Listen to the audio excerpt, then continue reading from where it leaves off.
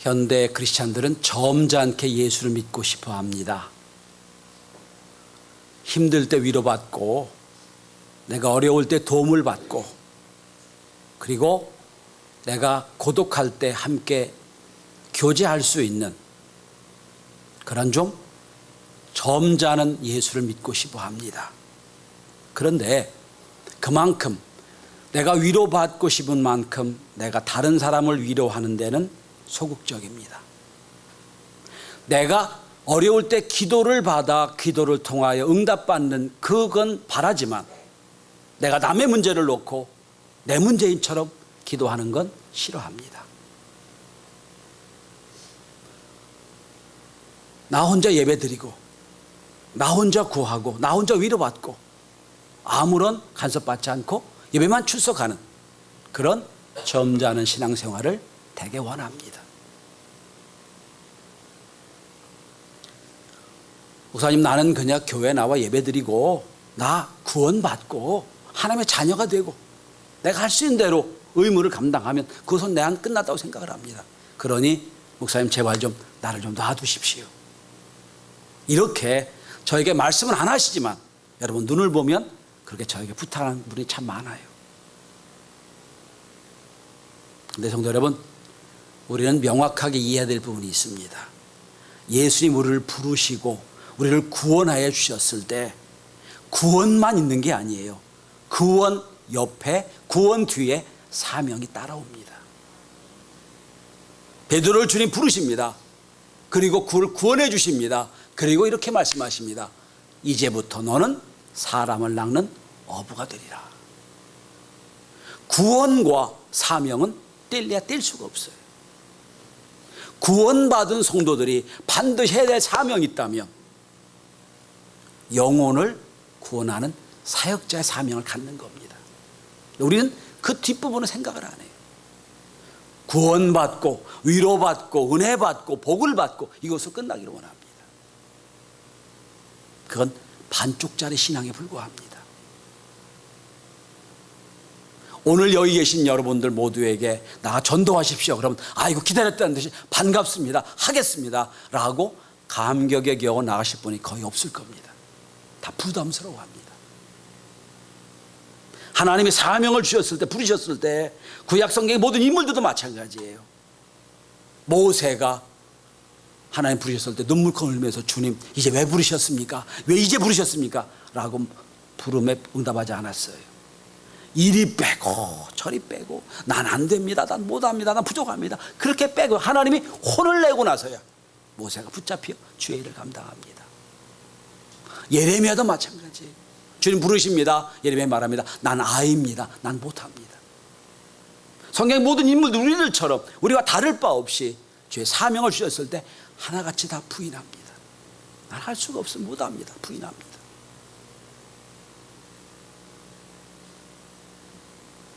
그런데 성도 여러분, 우리는 하나님의 구원받은 백성이며 동시에 또 한 가지는 이 나라와 이 백성을 살려야 될 사역자임을 믿으셔야 됩니다.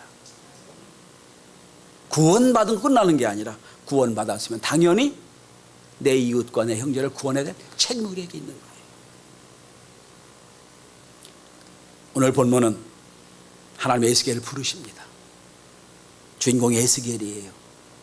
에스겔은 이스라엘 백성이 바벨론의 멸망에서 바벨론으로 포로로 끌려간 청년 중에 한 사람이에요. 어느 날 하나님이 바벨론에 청년 포로로 끌려가 있는 에스겔을 찾아오십니다. 그리고 말씀하십니다. 그리고 사명을 주시는 게 오늘 본문의 말씀이에요. 그런데 오늘 본문에는 안 나와 있습니다. 1장과 2장을 잘 보면 에스겔도 우리처럼 주저하고 있는 걸 볼 수 있어요. 난 못합니다. 난 안 합니다. 난 안 됩니다. 라고 하는 에스겔에게 하나님이 환상을 보여주세요. 엄청 하나님의 영광을 보여주시고 나서 오늘 본문의 말씀이에요. 주저하고 두려워하는 이스라엘 백성들 가운데 에스겔을 택하셔서 어떻게 하나님이 사역자로 삼으시는가. 전 하나님의 그 준비시키는 과정을 통하여 오늘도 우리가 이 시대를 구원하기 위하여 어떤 준비가 필요한가, 이 말씀을 세 명사로 말씀을 나누고자 합니다. 그 오늘 말씀의 제목입니다. 오늘 말씀을 제목을 보십시오. 먹으라, 고하라, 담대하라. 하나님이 에스겔을 사명자로 세우시며 주신 세 가지 명령이에요. 오늘도 말씀을 끝난 다음에 이 명령을 함께 받고 주여 제가 여기 있습니다. 저를 보내주시옵소서. 응답이 되어지는 놀라운 역사가 있게 되길 바랍니다. 우리가 사명자로 하나님 원하시는 영혼을 구원하는 사역자로 살기 위해서 첫 번째 할 것은 먹는 일입니다. 오늘 본문의 1절과 3절에 보면 하나님 두 번 명령하십니다. 먹으라, 먹으니 먹으라 말씀하세요. 제 친구 중에, 고등학교 동기 중에 공부를 참 잘하는 친구가 있었어요.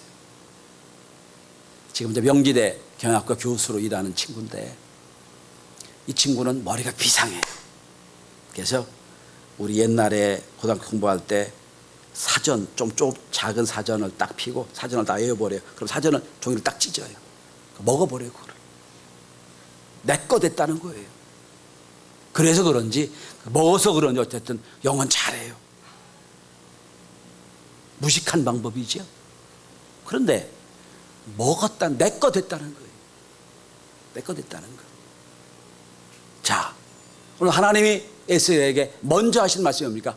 먹어라 말씀하세요. 환상적에 뭘 보여주시느냐?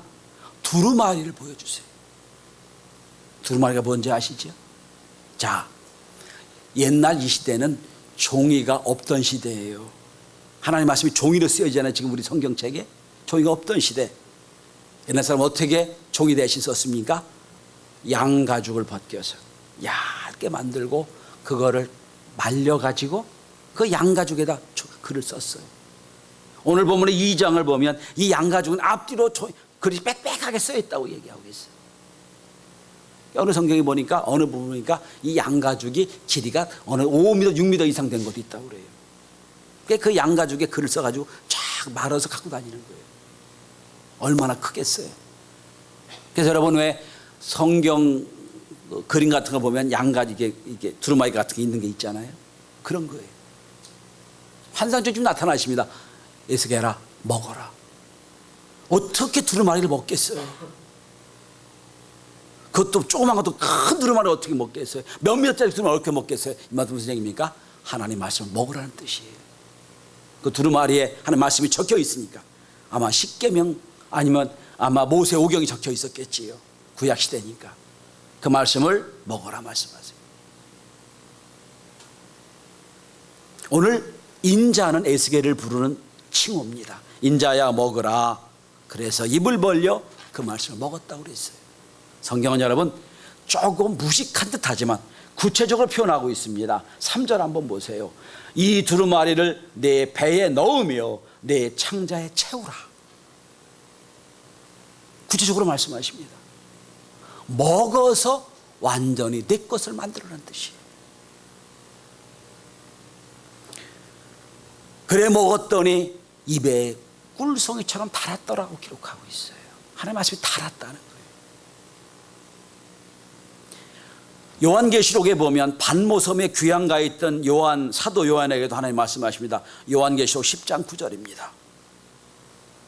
내가 천사의 손에서 작은 두루마리를 갖다 먹어버리니 내 입에는 꿀같이 다나 먹은 후에 내 배에선 쓰게 되더라 라고 나와요. 역시 하나님의 사도 요한에게도 말씀하십니다. 두루마리를 먹어라. 먹었어요.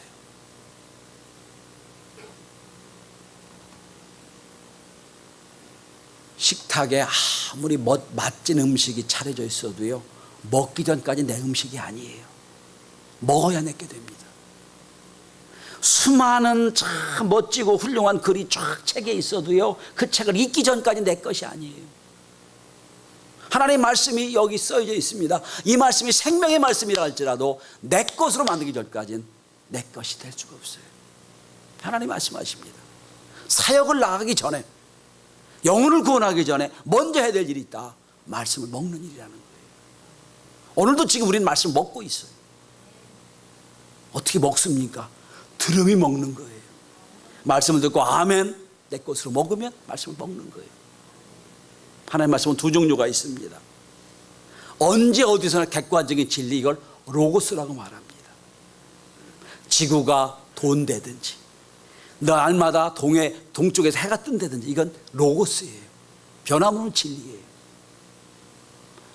오늘도 예수 그리스도가 십자가에 못 박혀 죽었다는 거 이건 전하는 로고스입니다. 그런데 로고스가 로고스로 끝나면 내 말씀이 아니에요. 그 로고스의 말씀이 내가 믿어질 때 그 말씀은 레마라고 말합니다. 뭐라고 한다고요? 레마라고. 오늘 하나님이 왜 에스겔에 먹으라고 했느냐면 로고스 하나의 말씀이, 객관적인 말씀이 내가 먹어서 믿어지라는 거예요. 성경을 읽으시면서 이 객관적인 하나님의 말씀이 여러분에게 먹여지고 깨달아지고 믿어져서 여러분 말씀 움직이는 로고스의 말씀으로 변화되는 놀라운 역사가 있게 되길 바랍니다. 먹으니까 어떻게 해요? 달더라 그랬어요. 꿀같이 달더라.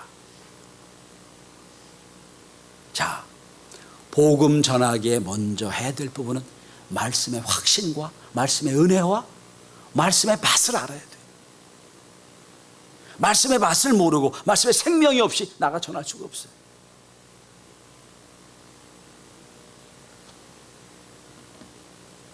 그러므로 우리가 이 땅에 하나님 우리를 사람 나는 업으로 부르셨는데 그 부르심에 합당한 자로 살려면 열심히 아침과 저녁에 날마다 때를 얻든지 못 얻든지 말씀을 먹는 시간을 가지셔야 됩니다. 저는 지난주에 다윗이 골리앗을 이긴 사건을 이렇게 말씀드렸습니다. 승리는 거룩한 습관이 있다 말씀드렸어요. 매일 눈앞에 별거 아닌 것처럼 보이지만 그 날마다의 습관이 골리앗을 이겼다고 말씀드렸어요. 말씀도 마찬가지예요. 늘 하나님의 말씀을 먹고 내 것으로 만들 때 그 말씀이 나를 통하여 움직이는 힘을 주심을 믿으시길 바랍니다. 그래서 하나님은 에스겔에게 먹으라 말씀하세요. 두 번째 명령입니다. 자, 먹었어요. 먹었더니 두 번째 말씀을 하세요. 4절입니다. 그리고 11절입니다. 이렇게 말씀하십니다. 인자야 이스라엘 백성에게 가서 내 말로 그들에게 고하라. 또 11절도 말씀합니다. 그들이 듣든지 아니 듣든지 그들에게 고하여 이르기를. 전해라 이런 얘기예요. 전해라, 고해라. 네가 먹은 하나님의 말씀을 내 것으로 만들어서 내 말씀을 전하라는 거예요. 성도 여러분, 예수님이 십자가 밖에 두고 돌아가셨다, 나를 구원하셨다, 이거는 객관적인 진리예요. 그런데 그거 전해가지고 사람들이 안 믿어요. 이렇게 전해야 됩니다. 그 말씀을 내가 믿었더니, 내 말씀이 됐더니 이렇게 내가 믿게 됐다, 이렇게 변화가 됐다, 이걸 전하라는 거예요. 여러분, 성경을 다 보세요. 다 보면 하나님의 말씀을 듣고 받은 사람들이 자기 고백을 하는 거예요. 이게 전도예요. 여러분, 이게 전도.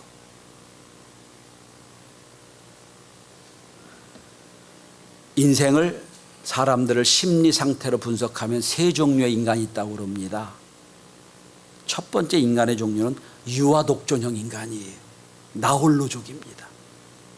난 다른 사람의 도움도 필요 없고 다른 사람들이 나 도와준 것도 싫고 나 혼자 살겠다. 이 사람은 감사도 없고 고마움도 없어요. 늘 자기 혼자예요. 아마 현대인은 참 이렇게 바뀌는 것 같아요. 그래서 뭐 혼밥, 혼수세대라고 그러잖아요. 이렇게 되는 것 같아요. 근데 여러분, 이게 계속되면 사람이 우울감에 빠지게 되고요, 이게 계속되면 사람이 고독하게 됩니다.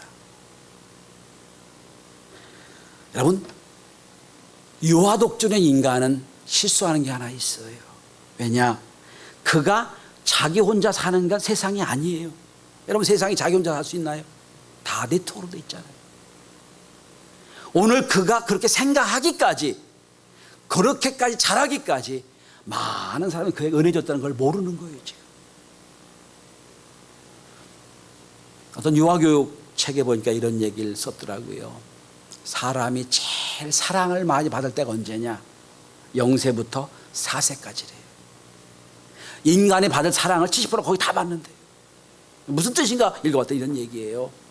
사람은요, 짐승과 달라서 0세에서 4세까지 누군가의 절대적인 도움이 없이는 살 수가 없답니다. 먹여줘야 되고요, 입혀줘야 되고요, 재워줘야 되고요, 그리고 돌봐줘야 돼요. 고아로 살았든지 부모 있는 살았든지 간에 누군가는 그가 4살까지 자기 혼자 자기 의사를 표현하기 전까지 적극적으로 도와주었고 은혜 주었기 때문에 살았다는 거예요. 근데 그걸 모른다는 거예요. 그걸 모르니까 유아독종을 산다는 거예요. 여러분, 여기까지 오기까지 많은 믿음의 선배들이 여러분을 돌봐주고 이끌었다는 걸 믿으실 수 있길 바랍니다. 우리는 유아독존 형 되면 안 돼요. 두 번째 인간상이 있다고 그럽니다. 이건 뭡니까? 채권형 인간이에요. 이 사람은 사회에 대해서 내가 한 만큼 받지 못하고 생각을 해요. 나는 100을 했는데 10밖에 안 온다. 늘 불평불만이 많아요. 받을 것만 있다고 생각을 해요. 이 사람들은 늘 어디 가서나 불평불만이 많아요. 왜? 받지 못했다고 생각을 하니까. 교회 와도 내가 소외되는 것 같고, 직장 생활에도 내가 일한 만큼 못 받는 것 같고, 늘 이 사람은 불평불만이 많아요. 이 사람도 불행한 인생일 겁니다. 세 번째 인생이 있습니다. 채무자형 인간이에요. 되돌아보니까 받은 사랑이 너무 많아. 내가 지금 아무리 베풀어도 그 사랑엔 비할 수가 없어요. 예수 믿는 사람은요, 다 이렇게 채무형 인간이 되는 거예요. 돌아보세요, 여러분. 우리가 받은 은혜를 생각해 보면 우리가 아무리 헤아리고 애쓴다고 한들 그 은혜를 갚을 길이 없지 않습니까? 그래서 어떻게 하면 갚을 수 있을까? 하도 이런 고백을 합니다. 나는 복음의 빚진 자다. 누가 구할 수 있습니까? 누가 전할 수 있습니까? 내가 복음의 빚진 자라고 인식할 때 전할 수가 있는 거예요. 어떻게든지 복음을 전해야 내가 빚을 갚을 테니까 전하는 거예요. 여러분, 우리는 말씀을 먹고 깨달아야 돼요. 아, 내가 빚진 자가 됐구나. 이 빚을 어떻게 갚을 수 있을까? 말씀을 전하라는 거예요. 근데 여러분, 참 재미있는 예수님이 하나님께서 약간 비틀어서 말씀하세요. 에스겔아, 내가 널 해외로 보내는 거 아니지 않냐? 말 안 통하는 데로 보내지 않는 거 아니냐? 말을 통하고 너를 알아듣는 사람에게 전하는 거 아니냐? 마찬가지로 생각합니다. 제가 여러분을 선교사로 파송하는 거 아닙니다. 여러분 가장 가까운 이웃, 여러분과 가장 친한 사람에게 파송합니다. 가서 전하라고 하는 겁니다. 미국 시카고 해몬드에 가면 잭 카일 목사님이 목회하는 교회가 있습니다. 이 시카고 외곽은 블루칼라의 대명사들이 많이 살아있는 곳입니다. 다 어렵게 살고 흉폭하고 난폭한 사람들이 사는 곳이에요. 윤리도 없고 거칠기에 짝이 없는 사람들. 그런데 이 교회 특징은요, 설교단에 방탄유리가 되어 있어요. 왜 그랬느냐? 이 잭 카일 목사님은 매주 설교할 때마다 날카롭게 죄를 설교합니다. 시카고가 이렇게 병든 건 당시 죄 때문이다. 막 죄를 선포합니다. 어느 날 사회에 불평이 많고 자꾸 내가 사회에 지금 불행하다고 생각하는 사람, 어떤 청년이 와서 설교 중에는 목사를 총을 쐈어요. 아슬아슬하게 목사님은 피해서 부상은 입지 않았어요. 그 다음에 그 교회는 방탄유리가 세워졌어요. 그런데 놀라운 일이 있어요, 여러분. 변화가 시작이 됐습니다. 달마다 죄를 지적해서 안 올 법도 한데 변화된 게 그 교회 먼저 아동부가 늘기 시작하는 거예요. 이유를 보니까 그런 거예요. 흑인이며 사회 불황자이며 아주 밑바닥에 있는 사람들이 많이 사는 그곳인데 내 자녀들은 바로 세워야 되겠다라고 자기는 교회 안 가도 아들 보내는 거예요. 많은 교회 가도 다 뭐 위로하고 뭐 복되라는 얘기 하는데 그 교회만 가면 죄 설교하니까 적어도 그 교회 우리 아이들 보내면 죄지지 않겠다 생각을 보내는 거예요. 바뀌어지는 거예요. 지금도 교회는 허름하지만 많은 성도가 모이는 교회가 됐어요. 현대인들이 싫어하는 게 죄를 싫어합니다. 그래서 전도하기가 힘들어요. 그런데 우리는 하나님 말씀을 전해야 됩니다. 우리가 주인임을 고백하고요, 예수 그리스도 이외에 구원자가 없음을 고백하며 전해야 됩니다. 자, 고하라고 그랬어요. 세 번째 마지막입니다. 그런데 성도 여러분, 안 가겠다고 부담스럽다고 난 못한다고 한 에스겔을 잡아가지고 말씀을 먹여주셨어요. 그리고 그 에스겔을 잡아가지고 고하라고 했어요. 그러면 이래야 힘이 내려갈 거 아니에요. 에스겔아, 네가 말씀을 전하면, 고백하면, 고하면 내가 성령으로 역사해서 너 말씀 듣는 사람들 다 마음을 부드럽게 해서 말씀을 듣게 하겠다. 걱정하지 말고 가라. 그래야 될 거 아니에요? 그래야 전할 마음이 생기죠. 어렵게 말씀을 붙잡아 놓고 말씀을 전하라고 해놓고 하나님이요, 아주 정 떨어지는 말씀을 하세요. 오늘 여러분 7절 한번 보십시오. 이스라엘 족속은 이마가 굳고 마음이 굳어 내 말을 듣고자 아니하리니 이는 내 말을 듣고자 아니함이니라. 에스겔아, 말씀을 전하는데 아무리 전해도 그 소리 안 들을 거야. 아이고, 그럼 왜 보내요? 그렇잖아요. 아무리 전해도 안 들을 텐데, 마음이 굳어져서 안 들을 텐데 왜 보내요? 여러분, 이게 전도예요. 여러분, 이게.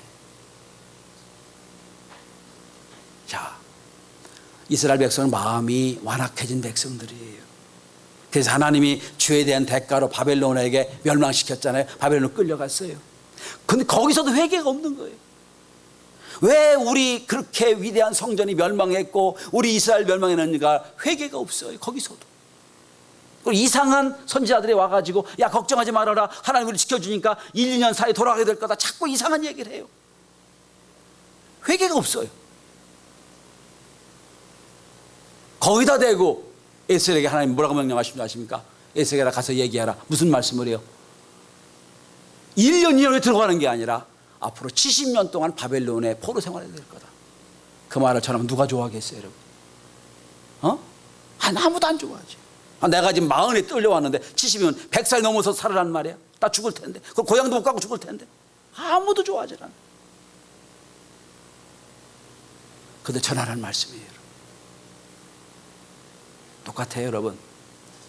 이사야를 보시면 이사야 6장에도 그렇게 싫어한 이사야를 부르셔가지고 사명을 주시고 전하려 하십니다. 그런데 이사야 6장 9절 이하를 보면 이렇게 말씀하세요. 이 백성에 이르기를 너희가 듣기는 들어도 깨닫지 못할 것이요 보기는 보아도 알지 못하리라. 이 백성이 마음을 둔하게 하고 그들의 귀가 막히고 그들의 눈이 감기게 하라. 말씀을 안 듣고 보지도 않는다는 얘기예요. 전하라는 거예요. 어떻게 전할까요, 여러분?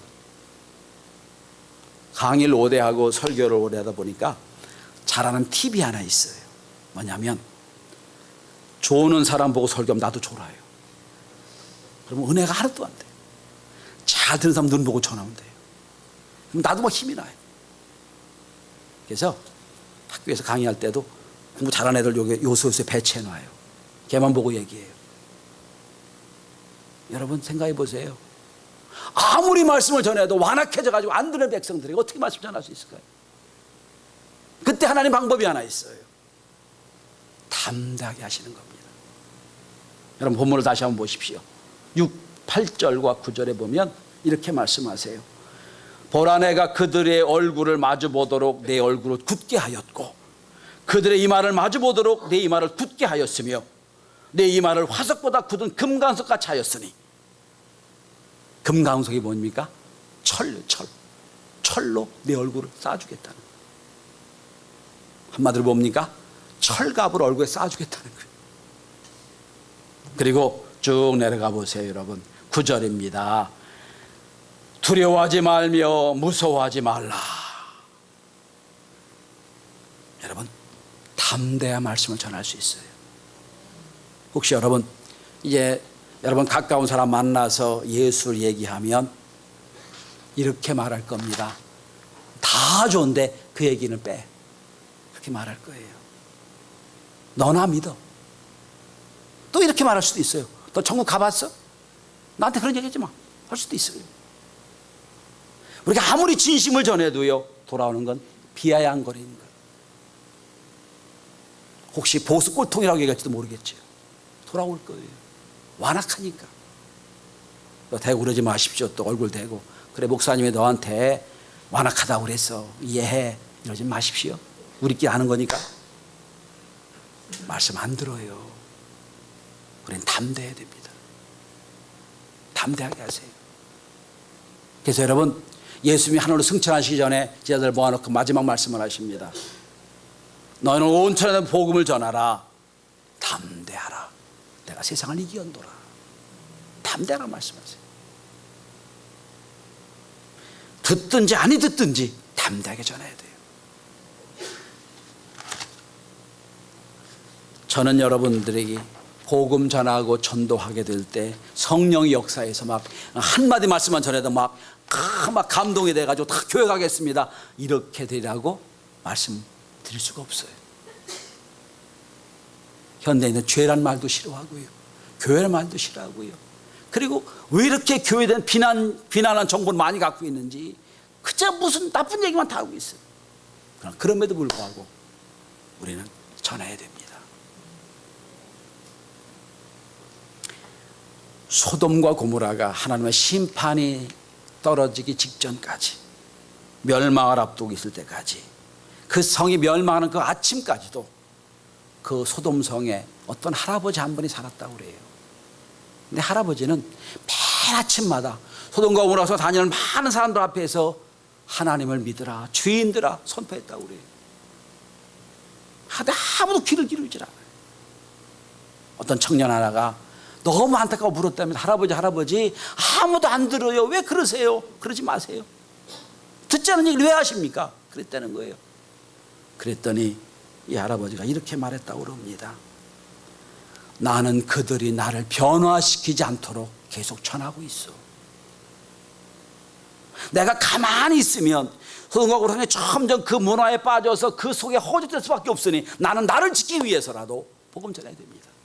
나를 지키기 위해서라도 예수 전해야 됩니다 하는 얘기. 그렇습니다. 여러분, 소돔과 고모라 롯을 보세요. 점점 소돔과 고모라 멸망하잖아요. 결국 부인도 잃어버리고 가정도 깨지잖아요. 전도는 가장 적극적인 구원의 방법이며 동시에 가장 소극적인 내 믿음을 지키는 방법이기도 합니다. 오늘 우리가 이 어둡고 이 허랑방탕한 세상에 물들지 않기 위해서라도 담대한 마음을 가지고 주 예수 그리스도를 전해야 됩니다. 결론을 맺습니다. 성도 여러분, 저는 25년 교회 개척하고 처음으로 한 번도 하지 않았던 새로운 길을 가려고 합니다. 뭐냐면 우리 11월 5일이 우리 추수감사절, 11월 첫 주 추수감사절입니다. 그 첫 주를 이번에는 영혼 추수의 날로 작정하고 한 영혼을 추수하는 그 목적과 그 프로그램을 가지고, 그 프로젝트를 가지고 10주를 진행하려고 합니다. 오늘이 역으로 계산하면 10주째예요.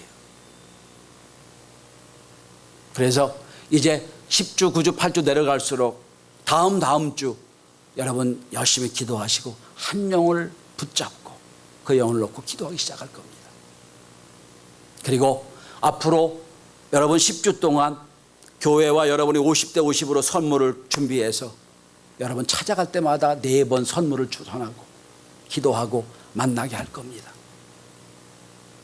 그래서 올해 우리 교회가 25주년 기념인데 25주년에 우리가 적어도 하나님의 기뻐하시는 교회를 만들어야 되겠다, 이런 결단을 하고 시작을 하려고 합니다.